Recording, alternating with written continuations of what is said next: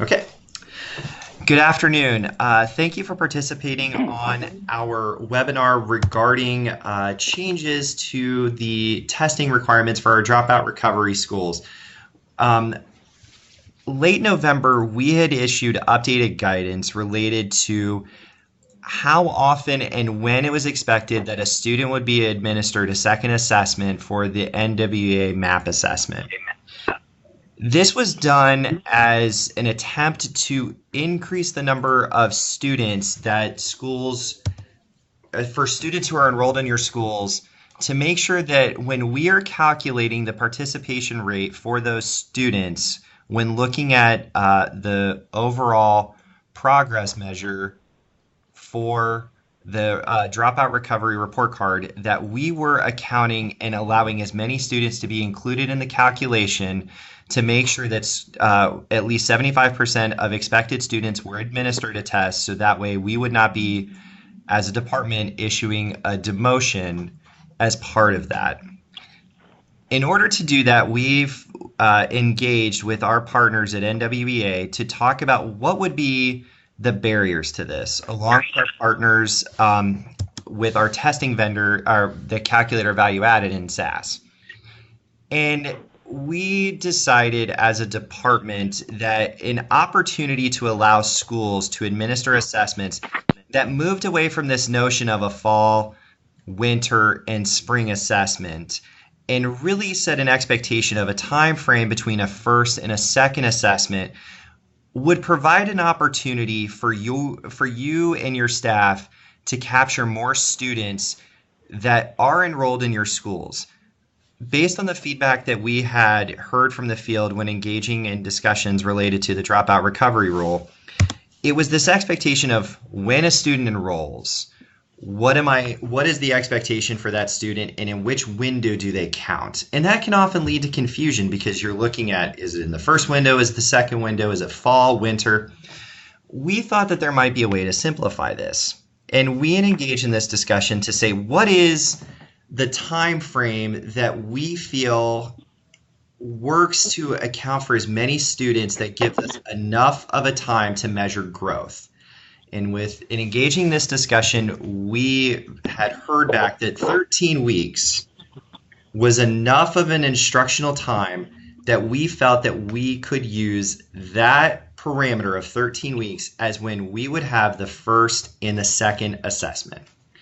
So what we decided to do in this year was to allow for flexibility in your schools for students that you're enrolling now, maybe enrolling second semester, to administer an assessment to those students when you enroll them and give you as much time, still having an opportunity to have 13 weeks of instruction to administer a second assessment. That's a real high-level overview as to why we thought that this was an idea that we wanted to explore. In a perfect world, this would have been released on July 1st.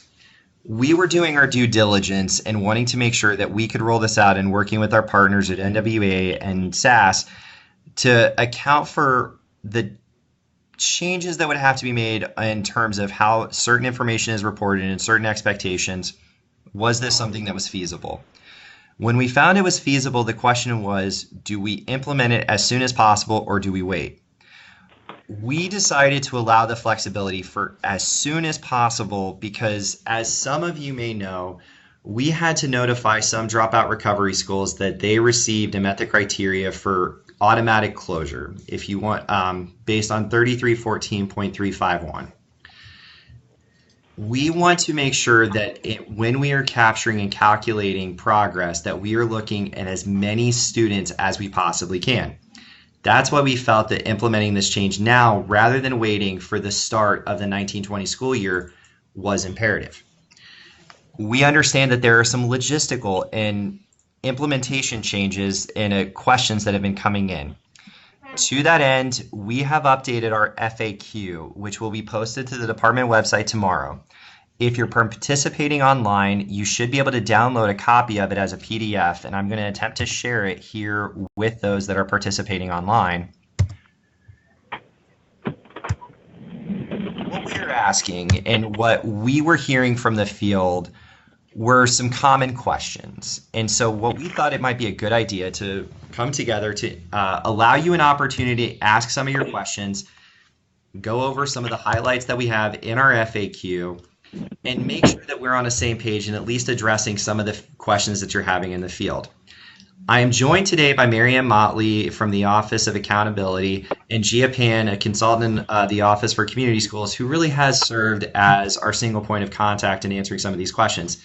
If you've had one of these implementation questions, odds are you've probably talked to one of the three of us. And if there is someone who has a pressing question would like to just open up and ask that question, we wanted to make sure that we made ourselves available to answer that question.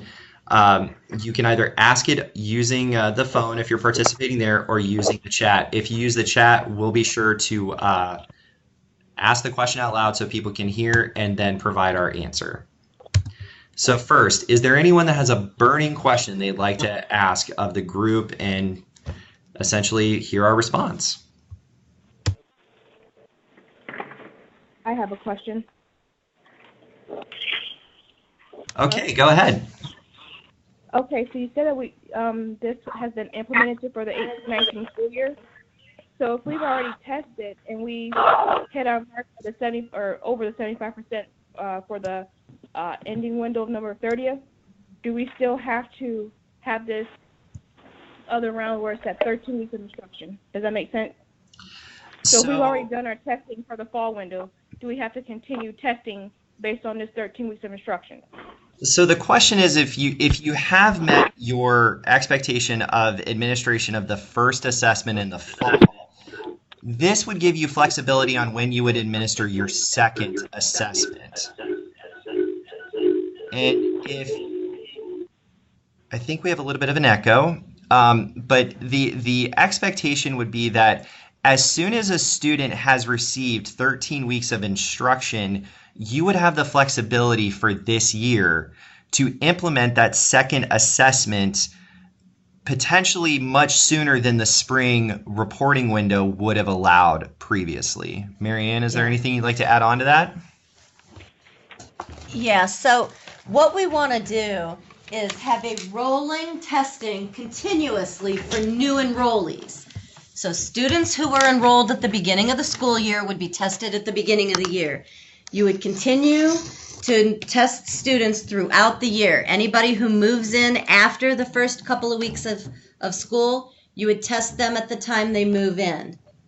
You would keep track of each student's test date and when they hit their 13th week of instruction. And by 13th week of instruction, we mean enrolled. So if a student is, habitually absent, they are still enrolled in school. There is an expectation that they are attending class. So after their 13th week, when school has been in session, you would test them a second time.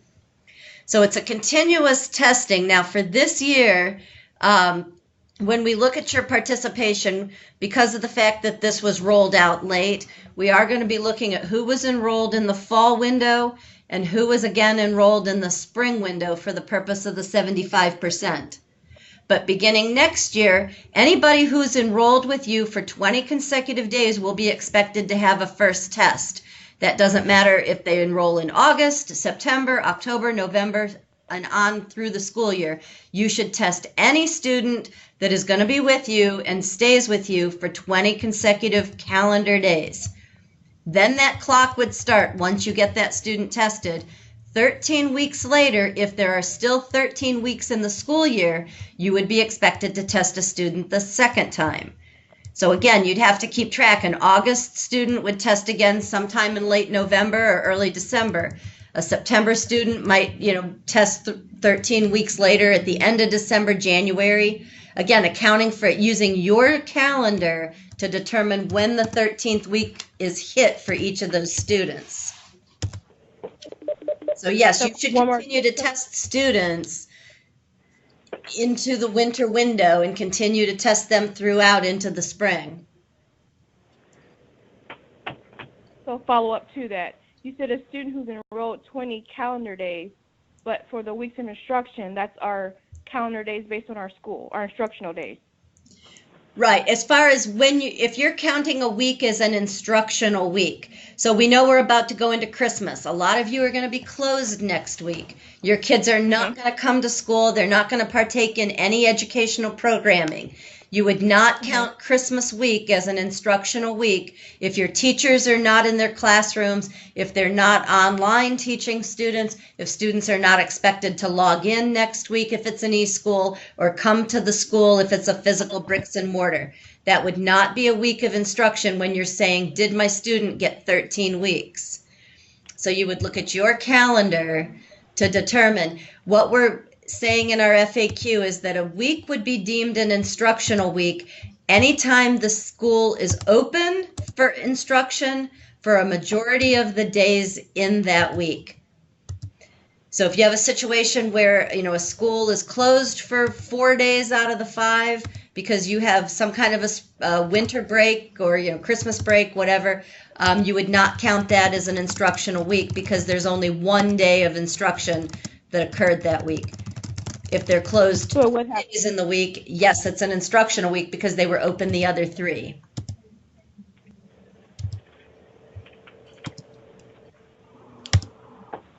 I have a question. Yeah, go ahead. So what you're saying is if a student enrolls in August and they take their NWEA, they will then test again in December. So then their testing requirements are complete? Complete. They don't have to test in the spring? Correct. They would be complete, whereas a student who enrolls in January would take their first test in January.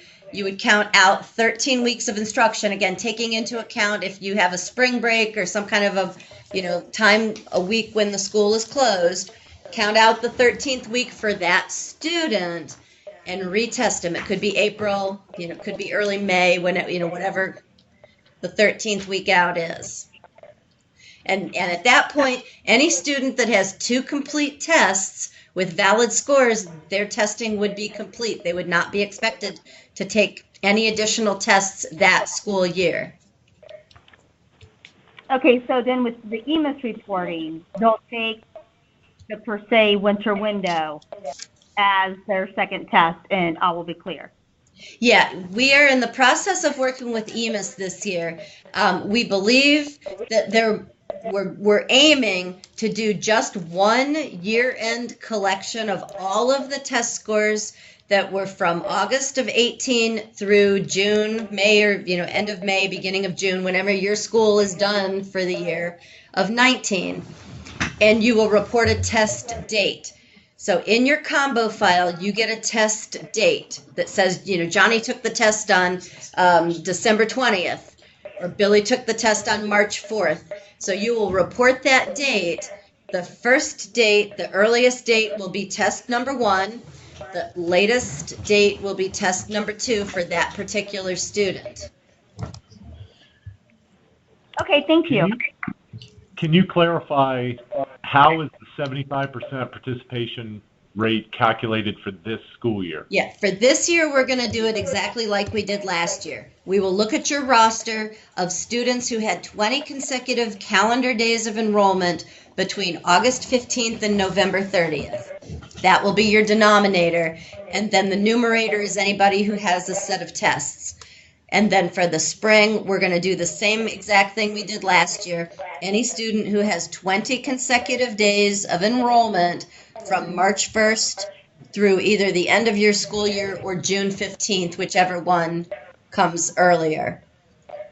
And the same thing, a student will be in the numerator for having a set of tests. Moving forward. That's on. Pardon? Sorry, I was going to say, that's outlined on the FAQ? Yes, that's outlined on the FAQ. Moving forward in the 1920 school year, we're going to do it a little differently. So instead of looking at windows, we're going to say any student who's enrolled at any point during the year for 20 consecutive days. So the only students who would not be expected to have test number 1 would be a student who literally came in at the last couple weeks of the school year.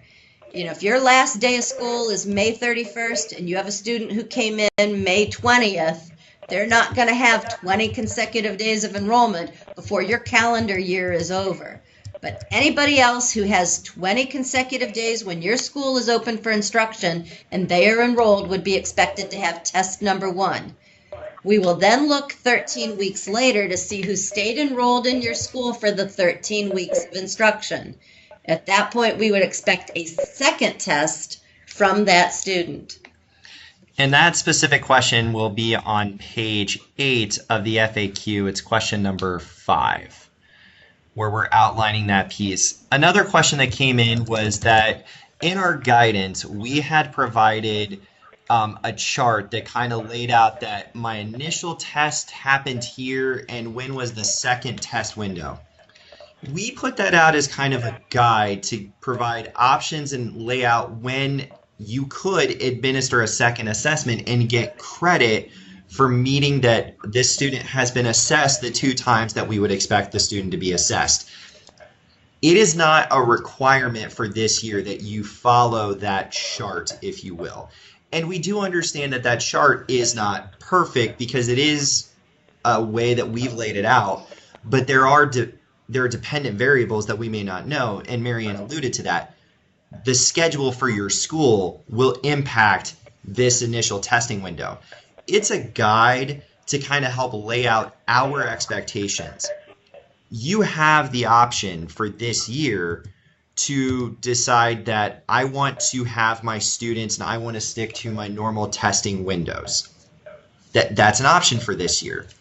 But if you have students that have received 13 weeks of instruction and you wish to administer an assessment, let's say maybe the second week that they get back from winter break, hypothetically, you could then administer an assessment for all of your students that have had 13 weeks of instruction, and maybe at the same time administer the first assessment for new students that you're enrolling at the semester break. This would give you the flexibility to have a swath of students that, boom, I've met my 2 testing options for this year. Give you an opportunity to administer the assessment almost immediately for new students that you're enrolling. The expectation and the hope is this gives you the opportunity to get credit for administering assessments to as many students in your school as possible. Yeah, and this came about, part of why we want to do this, we had a lot of complaints from some of the schools that kids disappear when the weather gets warmer and jobs become more plentiful, things like construction jobs. People are going back and working outside, working with their hands, a lot of projects. So we had heard complaints that people said, this student was with me in August, I tested him the first time, I have no problem in the fall meeting my 75%. Because I can get test number 1 out of the way. The problem is these kids disappear and I haven't administered the spring test. And then all of a sudden they're gone, the end of March, beginning of April, and I don't have any way to get them back to take that second test, but yet they did have the 20 days of enrollment in the spring window.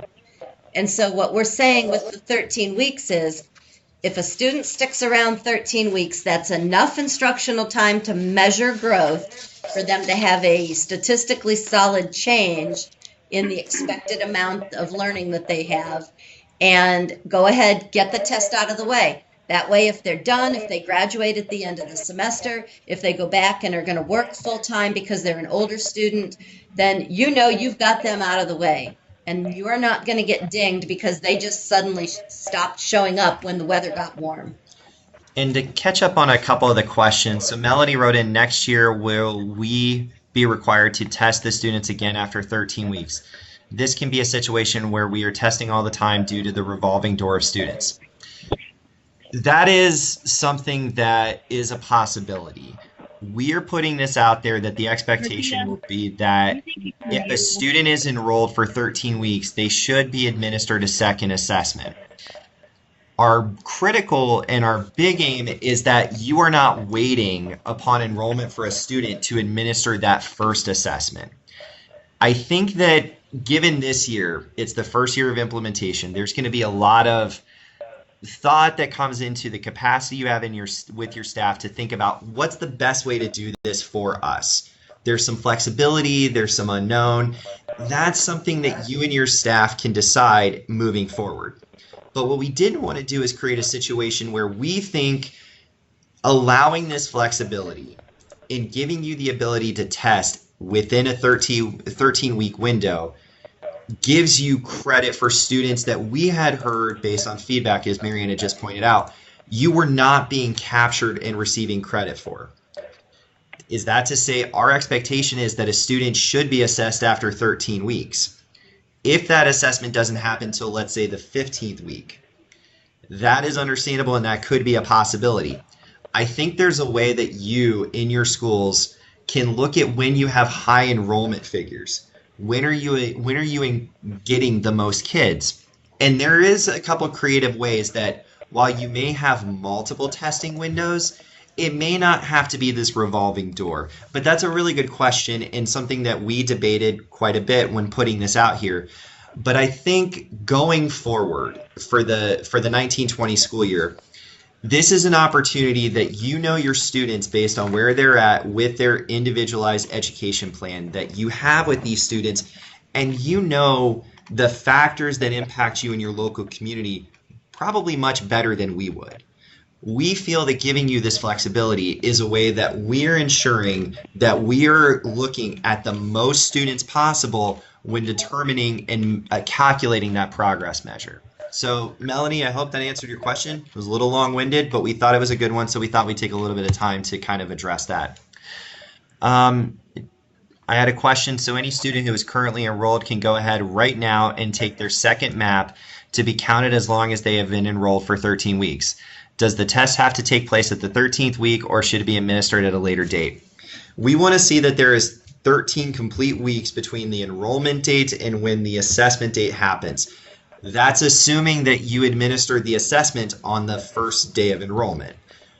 We want to make sure that there's 13 weeks between the two tests. That can play a little bit of havoc on when you actually administer that, especially for dropout recovery schools that started July 1st, because the soonest you could have administered that assessment is August 1st. So we would want to see, as long as the assessment happened 13 weeks past August 1st, that's when we would expect to see that assessment. Did I answer that right? Yeah, and I mean, the answer is yes, that you should test them as close to the 13th week. Now, we recognize their 13th week of instruction could end tomorrow, for example. You know, that's the Friday before Christmas week, could be when you count a student forward, you say Friday the 21st is the end of their 13th week. So we know you're not going to test them on Monday the 24th because it's Christmas Eve. Nobody's going to be working that day. So I'll be working that day. Well, and I will too. Yeah. But there are situations where you're not going to be able to come down to the exact 13th week date or the hour that they hit their 13th week of continuous enrollment. What you should do in that instance is use your best judgment based on your calendar. Again, when is the next time that you're all back together and the student is going to be able to test? You know, or if you're hitting finals week, for example, if you have a calendar where in the third week of January, that's a solid week of final exams. Those are for credits. They're to get a credit for that semester for the course. You're not going to want to throw a MAP test into finals week. You can hold off a week or so and give them a test in after the 14th week of instruction, and that statistically is not going to change things, especially if you have a situation where they're not really partaking in instruction because they've got a solid week of final exams that are coming due, or they've got a week of vacation that they're taking. What we don't want you to do, and what you risk then missing the opportunity to test, is if you just keep pushing it out another week. So I didn't test them at the end of the 14th week. I didn't test them at the end of the 15th, 16th, 17th, and so on. You're really risking them disappearing, either graduating or withdrawing and dropping out or going back to work or whatever they may do. And suddenly they're no longer there. They will count against you starting next year if they had those weeks of enrollment and you didn't get them tested. So, but again, we recognize that there are situations where you may not be able to test in the 13th week. Big snowstorm happens, school is closed if you're a bricks and mortar. That's not going to allow you to get those kids tested until you come back together maybe 2 or 3 days later. Another question that came in on the chat, and then we'll open it up to live questions, is that if a student this year takes their second test in the winter window and are still enrolled in the spring, do they count in the numerator this year, or do they need to be tested in the second spring window? They don't need to have a third assessment. If you administer a second assessment in the winter window, I wish you guys could see my air quotes, then you would have met your testing obligation for that student this year.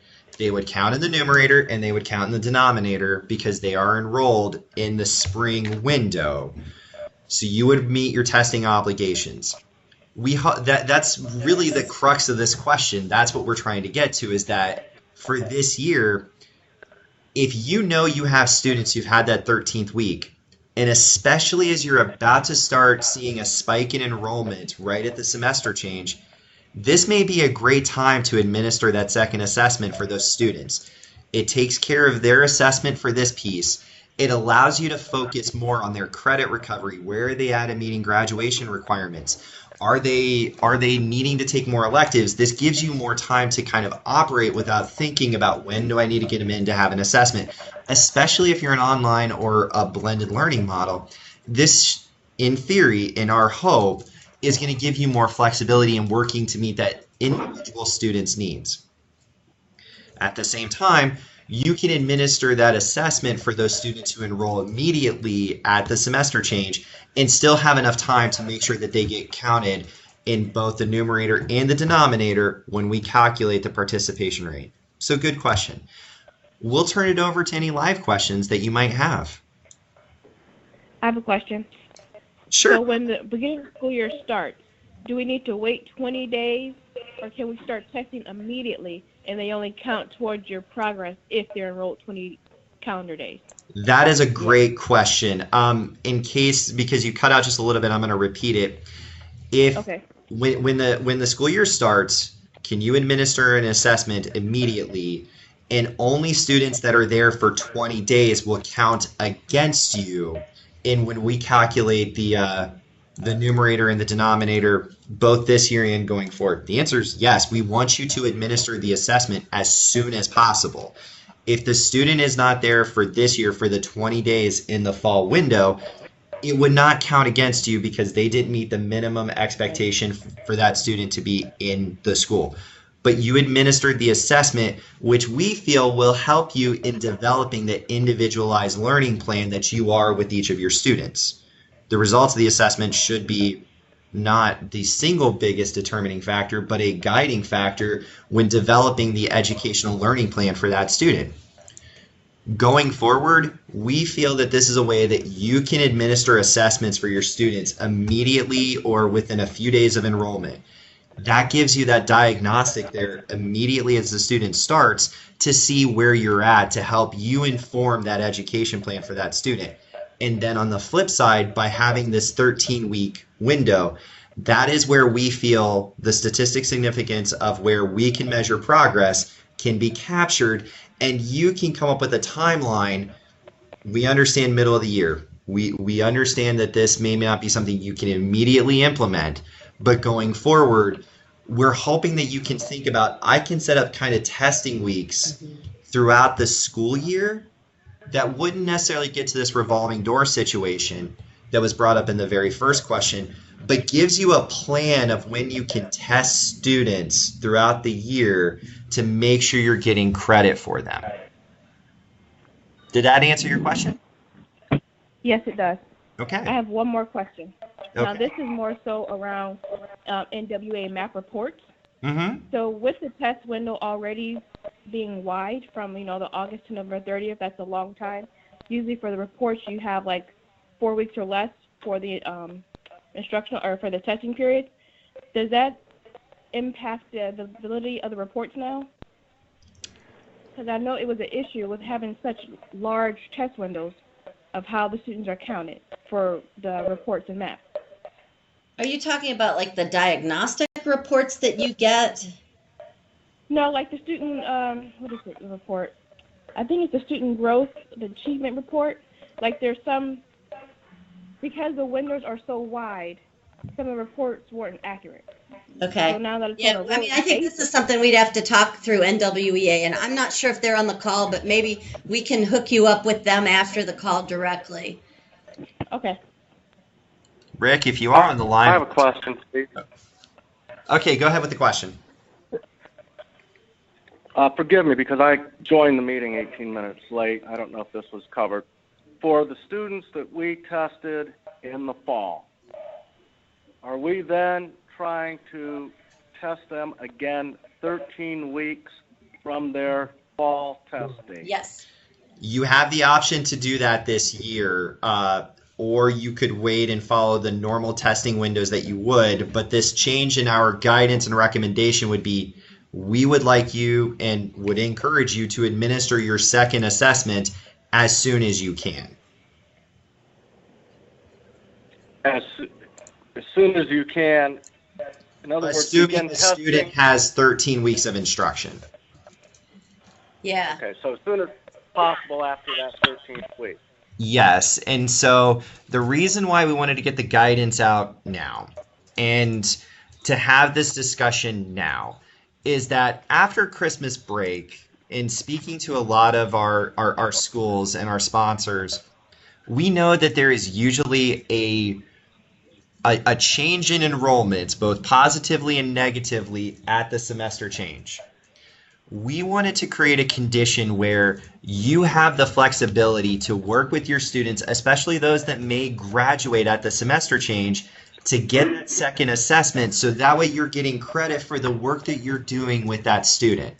And to create a condition where as soon as you get new students who may be coming in during the semester change, you can administer that assessment immediately. So we're Hey going guys, to. this is Sean from the. Go Can you ahead. guys hear me? Yeah, we can hear you. Yeah.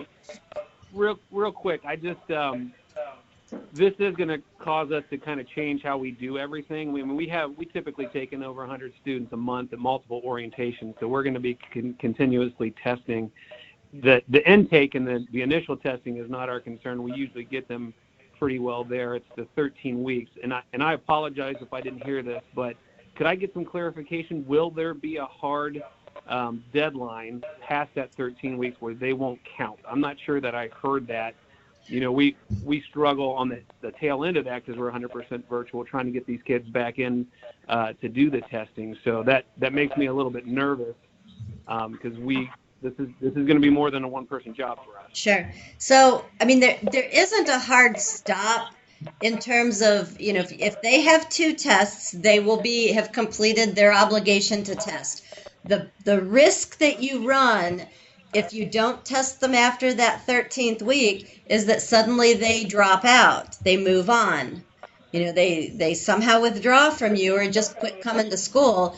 And if that student had 13 weeks of enrollment starting next year, they will be in the denominator for having a second test. When we say who is required to have a second test, they will be a student who's expected to have a second test. And if they haven't tested because you didn't get them in quick enough, they'll count against you.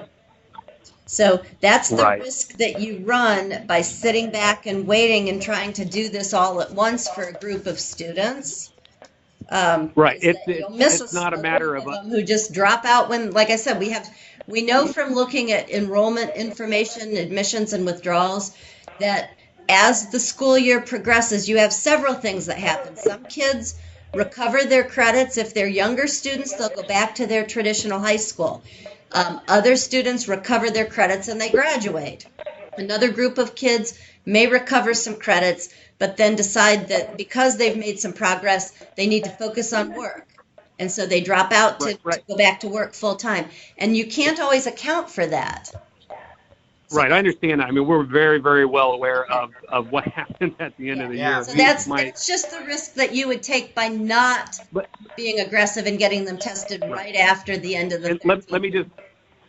Let me just clarify that it won't be a matter of us waiting to test them. We are very, very aggressive with them. It's a matter of actually getting them to do it. So that's my concern. I mean, we're working really, really hard to get these kids to test. We're being very, very aggressive in changing things that we're doing. We're not waiting. So, but I just want to make sure that if we finally get that light bulb to go on with the kid, because that's what we do. We have to wait till that light bulb gets on and keep working with them. That we'll be, nope, you couldn't do it because it was 2 weeks after the 13-week deadline. That's my main concern. Yeah, so that's a really good, kind of segue. This leads back to a question we had, is that we will be looking for 2 assessments for students who have 13 weeks of instruction. The date at which that assessment happens, there is flexibility. It can be at the conclusion of the end of the 13th, the 14th, the 15th week, because we understand logistically there could be some, limited, there could be some lag. But what we wanted to do is to create a condition where you had as much flexibility to where it wasn't an expectation that there's a window, a small window here, and then there's an opportunity in the spring. We wanted to create this condition that if there was a time that happened, and if you're an online school, your calendar and academic year could start July 1, correct? Hypothetically. So you have a month of instruction before your first date that you can give an assessment. We wanted you to be able to then give that second assessment as soon as possible. So that's why this changes here. Again, we understand that there's going to be some implementation concerns, which is why in terms of calculating the numerator and denominator for participation, we're keeping it the same in terms of the windows, but you can get credit for those 2 assessments as long as you administer the assessment 13 weeks from here on into the rest of this year. So we hope that provides more flexibility and allows that aggressive practice and status or standing that you have to get them in to come take the test. But for this year, let's say they don't take the test till the 22nd week. Okay, the light bulb came on, you administered the second assessment, and they would be calculated, and you would meet your obligation for that student. So, did that answer your question? That's exactly what I needed to hear. Thank you. I appreciate it. Good. So we're good then. Kidding. Other questions? Other questions? I have one, please. What if a student enrolls close to the end of the school year? Mm-hmm. They're not 13 weeks will take us into the summertime or what have you. Let's say they enroll and there's only a month left in the school year. How about that? So you would be expected to have a first test. Again, any student with 20 days of enrollment would be expected to have a first test moving forward. So even if they enroll May 1st, if you have 20 days of instruction at that point, you should go ahead and test them. What you wouldn't be expected to have is a second test for that school year for that student. But that also consequently wouldn't cause you to have a demotion. Right, you wouldn't have a demotion as long as you test them. If they have 20 consecutive calendar days of enrollment, we will look for a first test. Okay, moving forward. Not for this year. This year we will use the windows, the enrollment during the fall and spring windows. But moving forward, we will have a rolling. Any student with 20 days of enrollment, expect test number 1. Any student who sticks around for 13 weeks, we will expect test number 2. And that 20 days of enrollment, that's calendar days. That's calendar days. It's always been calendar days. So if someone enrolls May 11th and our school ends May 31st, we need to test them. Yeah, if that's, because that would be 20 calendar days would be the 31st, and so you would want to test them. If they enroll May 20th, that's 11 days. You're not going to be required to. They would not be in your denominator. You still may want to test them. I get it that it's the end of the school year, but if they're coming to you at the end of the year ready to learn and you want to set up a plan for them, it may be helpful to get that information. Sure. You wouldn't be dinged for it. Right. And so if they do come in May 1st and we end May 31st, we want to obviously test them, and we would not be dinged for not having 2 tests. Right. Because obviously there would not be 13 weeks left in the school year. Yeah, we would see the 4.5 weeks, give or take, of enrollment and know that was nowhere near 13. Right. And then so we retain them till the following year. How does that work? We start all over again and they take test 1 in the fall, and then we have the 13 weeks to test them again? Yes, Yes. exactly. They would take test one. If they're already enrolled and they're just a rollover student, as we call them, you would test them as early as possible in the school year, preferably the first week or two. Right. And I think a lot of the schools are doing this as sort of a, welcome back to school. Let's get those rosters into NWEA and get those kids tested before we have much instruction. Because the whole point to the pre-test, so to speak, test number one, is where is the student functioning, their level of literacy for English and math before you've had a chance to teach them. Test number two is after they've partaken in 13 weeks of instructional programming, what improvement have they made in their ability to do math and their English standards? So there was another person who wanted to ask a live question. I'll turn the mic over to you.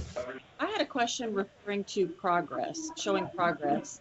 So if a student's here in the fall and then we test them again 13 weeks later, if their score does not show progress, can we then test them a third time after 13 more weeks and that score count?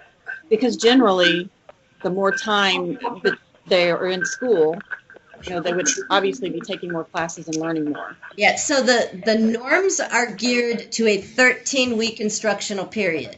So, and the analogy I'll use is if you had a group of recruits, let's just say that are going to join the Army or the police force, they get tested for their physical fitness on day one, and they are told 13 weeks later, you're going to come back and take a second test. That's the time period that they have to show improvement in their level of physical fitness. So it doesn't matter whether they're doing that in August and then retesting 13 weeks later, say the beginning of December, or they're taking test number one in December and testing 13 weeks later in the winter. Everybody needs to have roughly the same amount of time within a week or two between the tests so that the growth that's expected is identical. So if I give one of my recruits 26 weeks, they're going to have a lot more opportunity to do better on that second physical fitness test. It's the same thing. So you're not the gauge of whether there's growth made or not. It's SAS that does it, and it's not about increasing achievement. It's about whether or not they maintain their place in the distribution of scores. So a low-performing student, a student whose level of literacy is behind their peers, is not expected to gain and necessarily become up to grade level. They're expected to maintain their place in the distribution of scores. So who you might think are your lowest achieving kids may be your highest growth kids. And we see that all the time. We see in low-performing districts all the time, those are the low-performing students are the biggest growers. The high-performing students that sit back on their laurels may grow very little. They still ace the test, but they may grow little. So you don't want to do that. You may end up just hurting yourself. But what about those kids that maybe have truancy issues within that 13 weeks? Well, and you've not gotten to spend much time with them in instruction. And then do you have to test them, or can you extend the time for them? No, it's 13 weeks that they are enrolled. I mean, it's up to you to get them. The expectation is they're coming to school every day, or pretty close to every day, unless they're ill or have a legitimate reason to be off a day.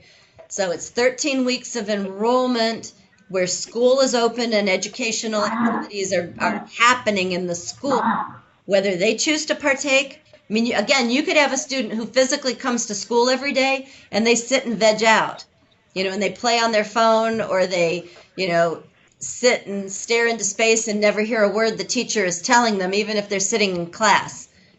So it's 13 weeks of enrollment, during which time the school is partaking in education. So yeah, truancy is not a student who's truant is not considered to have stopped coming for that week. Next question. Yeah, I have a question. Maybe I'll throw a curveball at you, Marianne.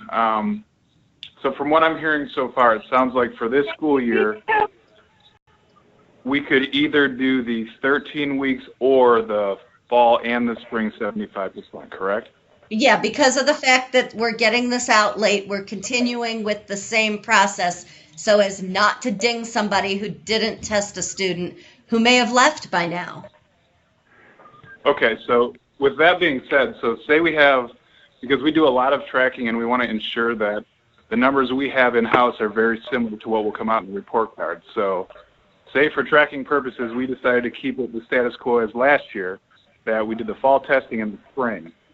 So if we have a student that tested already in the fall and they counted and we're waiting towards the spring, what if that student withdraws right prior to spring, so they've been enrolled with us for 13 weeks? Is that going to count against No, us? for this year, it won't count against you. If they withdraw before they have 20 days of enrollment between March 1st and June 15th. So, if they withdraw anytime between now and March 20th, they wouldn't have 20 weeks in the spring. But if they're there, then they would, and they would be included. So, and like I said, that was part of where we used to get a lot of complaints. People would disappear about the end of March, and you didn't start testing till April, so they missed it. So now we're saying go ahead and test them now. That way, if they disappear March 15th or March 20th, rather, then you're good. You've got that student out of the way. And we feel that this isn't. Oh, go ahead. Was there a follow-up? Yeah, I do. I have a question. I'm hearing that people are saying it's the assumption that they're there every day. But in our world, our kids don't come every day. So what's the gauge of if a kid came once a week compared to a kid that came every day? We still have to test them. But the dropout recovery, our attendance rate is 50%, if I'm not mistaken. It might even be lower. So they're saying the assumption is that the kids are there every day, but the reality of the fact is they're not there every day. Well, and like I said, it's 13 weeks that they are enrolled when instruction is occurring. If a student feels they can learn and they can grow coming to school 1 or 2 days a week, some probably can. If they're a self-starter and they're very efficient in their education, they may do as much growth as a student who shows up all 5 days but doesn't really engage. So it's 13 weeks of enrolled time period when the school is open. But I still feel like we're being penalized for that because, again, we're assuming that the kids are going to come every day for 13 weeks, and that's not the reality that we live in. We understand that the reality and the expectations for these students, that they're coming into your doors seeking an opportunity to recover credits and develop an individualized learning plan and maybe receive the time and attention in an environment that is conducive for them. We have a testing expectation that we afford dropout recovery schools that are receiving this designation, and there is an expectation to administer assessments. While we understand that participation in attendance is a concern, we have expectations that learning should happen. And with that, this is where we feel that we can draw a line to show statistical significance in terms of growth in setting out an expectation. How a student goes about meeting that expectation really comes down to the individual engagement that you have with that student. As Marianne says, there are instances where some students can figure some of these things out. We also understand that attendance is a concern, but that should be part of the factors that are contributing to the individualized learning plan that you are already engaging in with your students. I don't want us changing to a 13-week window is really impacting that expectation. We have in statute a requirement to provide these expectations in these assessments. We are trying to provide as much flexibility to allow you to get credit for the administration of those assessments or where you're at. Yeah, and this happens even in the current system. If you tested in the fall and in the spring, and you had a student who in between those tests was habitually truant, they're going to learn a lot less, presumably, if they're not engaged and not doing above and beyond when they are there, than a student who comes to school every day and is trying their hardest. So the time frame has the truancy. It's the same time for a student that tests in the fall and the spring and has a full year of truancies versus one who had truancies across that 13 weeks. So that's not changing. So you're saying we have the option? Sorry, you're saying we have the option to test at the 13 weeks? We are going to give you the option this year. But again, if you wait. Next year, the option goes away? Yeah, next year the option goes away. And this year, if you wait, and the student leaves in the spring before you've completed the test because you're trying to wait till the very end, then to give them the most time possible, they could take off. You know, it could be that the Yeah, weather gets warm and they just find a job and they are gone one day, and then they're I understand. the denominator. I think the previous gentleman was correct. And nobody is suggesting we're trying to get out of a requirement. I did not take his comment in any way, shape, or form thinking that. So I want to make clear that that's not the impression I got from the gentleman's comment before. But continue. Right. Great. So why not give us the option? We wanted to, because having this mid-year, we wanted to allow as much flexibility as possible. Going forward, we feel that having the 13 weeks of instruction is really the benchmark for measuring growth, that with engagement from both our testing vendor and from the vendor who calculates our progress, that 13 weeks is really where we feel that statistically there's enough significance that is a true measure of where you're at. So by having and comparing students who are getting 13 weeks of instruction or relatively close to the same time, and creating a distribution that is comparing kids across the same time period, as opposed to one that could have 14 weeks compared to a student, as someone had pointed out, who's getting 26 weeks of instruction, we're trying to make sure that the measure and the distribution that we have of where these assessments are occurring for the students is and I don't take this as saying that the current measure is inaccurate, but I think it makes it more statistically significant and gives a much clearer picture of where your students' progress in that distribution of growth would happen. There's give and take with that. We want to account for as many students as possible. The way that we can do that is by having an expectation of when tests would be that is both a movable object in terms of when a student enrolls and how long they've been there, but provides enough consistency to allow this to be statistically significant, valid, and a better and a more precise measure of where your kids are at. Did I answer that pretty well? And it's going to allow us more data from more students. I mean, if to answer it in a layman's term, it's that you've got a lot of kids who don't stick around from the fall to the spring. They come in late, they leave early, and so they may only be there 13 weeks or so, 15 weeks. If you are testing on a 26-week calendar or thereabouts, there are a lot of students that we're missing. And it's because they came in after the deadline to test in the fall, or they left before the deadline to test in the spring. This is going to give us more consistent data from school to school, and it's also going to allow us to use more of your students and measure the good things that you're doing with your students. Now, question. Will there be an adjustment to our report card, since we typically measuring a whole calendar year as far as growth-wise? Yeah, and if you're doing only 13 weeks. Will be based on 13 weeks. I use that example about recruits. They take a physical fitness on day 1, they take it again 13 weeks later. There would be an expectation on how much improvement would you expect? How many more push-ups? How many more sit-ups? How much faster could they run based on 13 weeks of training versus how much would they be expected to have improved if they had 26 weeks to train? And it's the same thing with the testing norms, that there's a certain amount of improvement that is expected with 13 weeks of instructional programming versus a student who sat in a classroom all year.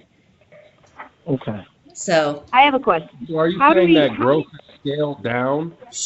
The growth, for the 13 the growth weeks? scale is all relative to the expected norm for that group of kids.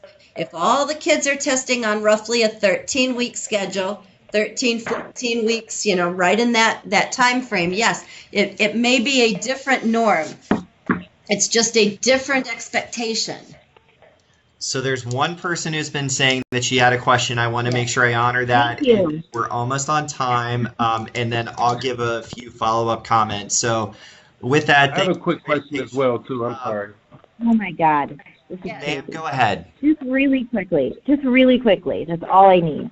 Yep. For our report card, how many kids do we need? I understand that we have to do 13 weeks, test them after 13 weeks. I get it. From the beginning of the school year, then you do your second test. How many kids do I need to test in order to meet the report card? Because our 75%. enrollment is continuous. 75%. I'm sorry? So we will take Thank all you. of the That is students it. with 20 days of enrollment. That is your number of students. So you had 100 kids enrolled across the entire school year for 20 days. That is the number we would expect test number 1. Then we would expect you to go and say how many students stayed for 13 weeks. Maybe only 50 of them stayed for 13 consecutive weeks of enrollment.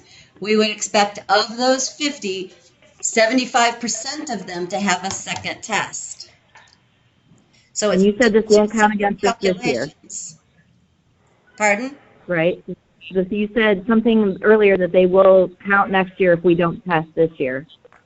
Well, they will count for you after 13 weeks. This year, if you wait to test them till the spring, we're going to look at, just like we always have, the fall enrollment, the spring enrollment, and it's did you test 75% of your kids enrolled in those windows for at least 20 days. Moving forward, it's how many kids in the school year did you have with 20 days? That's your first denominator. And did you test 75% of them with test number 1? Then how many students across the whole school year did you have that had 13 weeks of enrollment? That's your denominator for who's expected to have a second test. And then the question is, did you test 75% of them? Right. Okay. Thank you so much. Okay.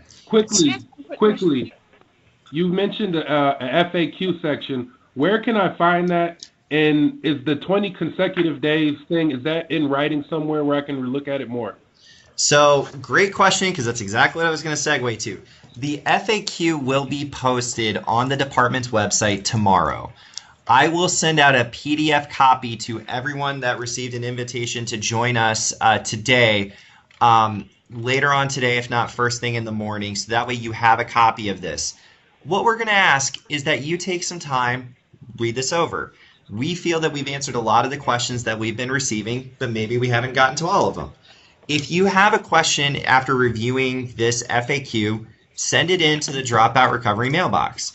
We'll continue to do this, and if we get enough questions, and maybe not, maybe we will just have a check-in with you to see how things are going to make sure that we are providing as much flexibility, information, and opportunity to ask your questions, so that way we get to where I think we all want to be, which is having a true measure of the work that you're doing with your students that meets our expectations in providing the Dropout Recovery report card, and allows you to get the maximum number of students to show the maximum number of growth, because we know the very challenging, difficult, and very noble work that you're doing on behalf of these students.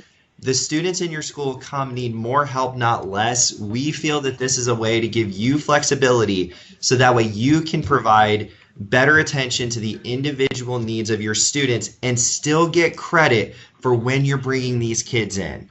Carl, where can I find this on the ODE website tomorrow, please? If you go to the community school topics page, there is a page for Dropout Recovery. If you type in Dropout Recovery in the search, it'll take you to that as well. Thank you. All right.